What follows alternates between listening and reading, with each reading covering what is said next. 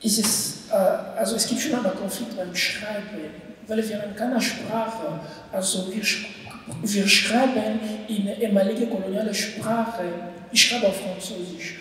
Und es ist schon ein Konflikt, weil die französische Sprache ist verbunden mit Blut, mit Macht, mit Gewalt. Und ich habe immer den Eindruck, dass ich bin fast am Täter, wenn ich auf Französisch schreibe. Weil diese Sprache ist heute offizielle Sprache und spielt immer diese gleiche Rolle, eine Rolle einer kolonialen Sprache. Und deshalb, ich versuche die Sprache zu domestizieren oder zu reparieren. Und deshalb, ich glaube auch als Schriftsteller, ich gehöre an der Gruppe 47, weil Kongo zu heute ist es wie Deutschland und Österreich nach dem Krieg. Alles ist kaputt.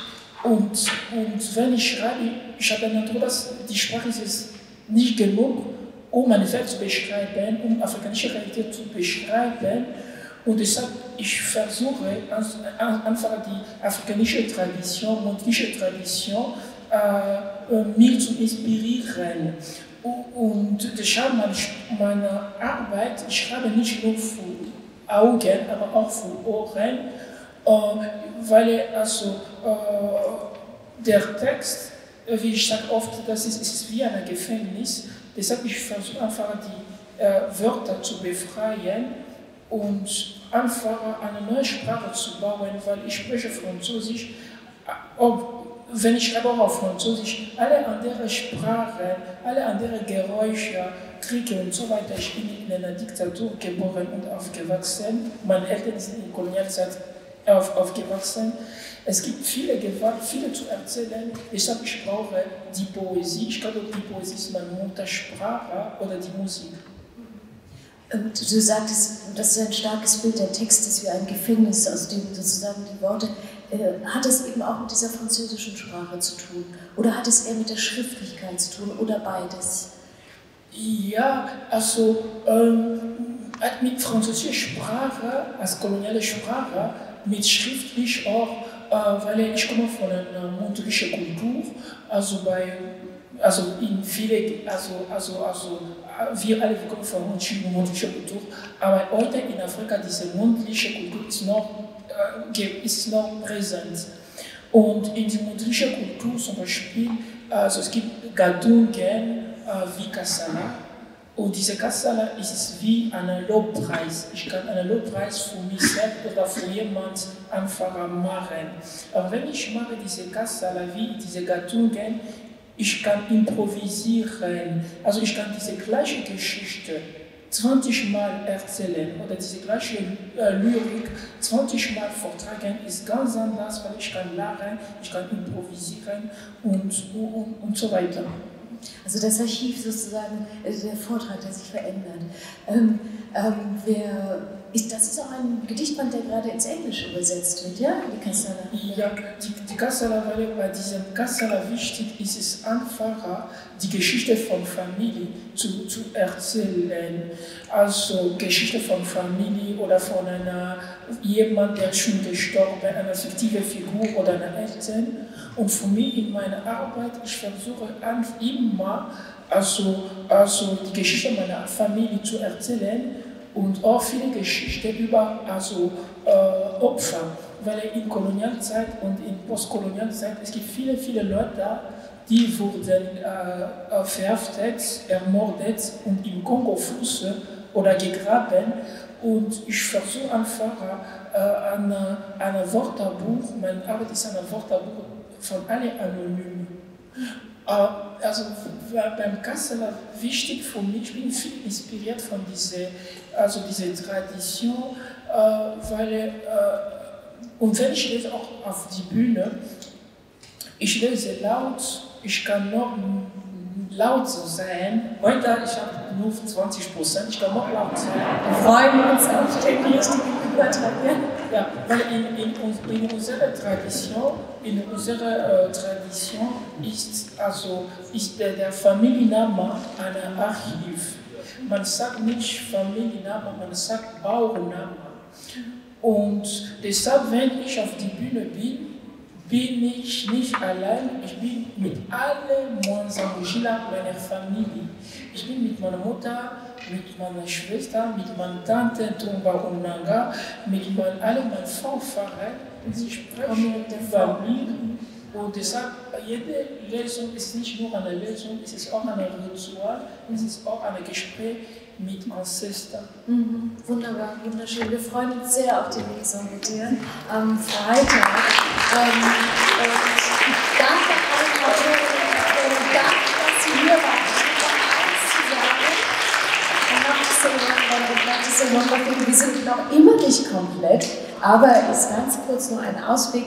Am Freitag und am Samstag wird uns auch die wunderbare belarussische Autorin Vicuña Morgner verstärken, deren Gedichtband mit dem Titel Musik für die Toten und Auferstandenen eigentlich schon vom Titel her ein Programm für diese Poetica ist und die in ihren Geschichten, in ihren Gedichten die Gespräche mit der Großmutter aus dem Minsker Plattenbau verarbeitet. Wunderbar, und wir freuen uns sehr, dass sie dabei sein wird.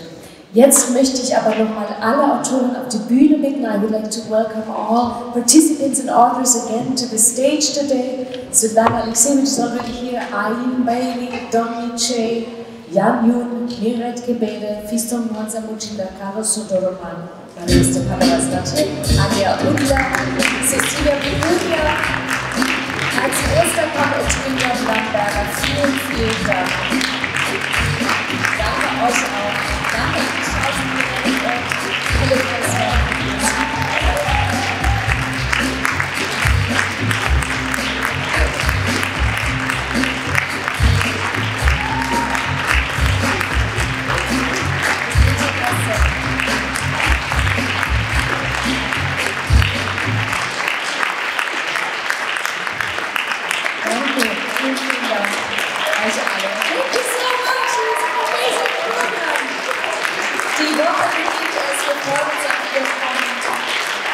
diese Ablehnung zu entdecken.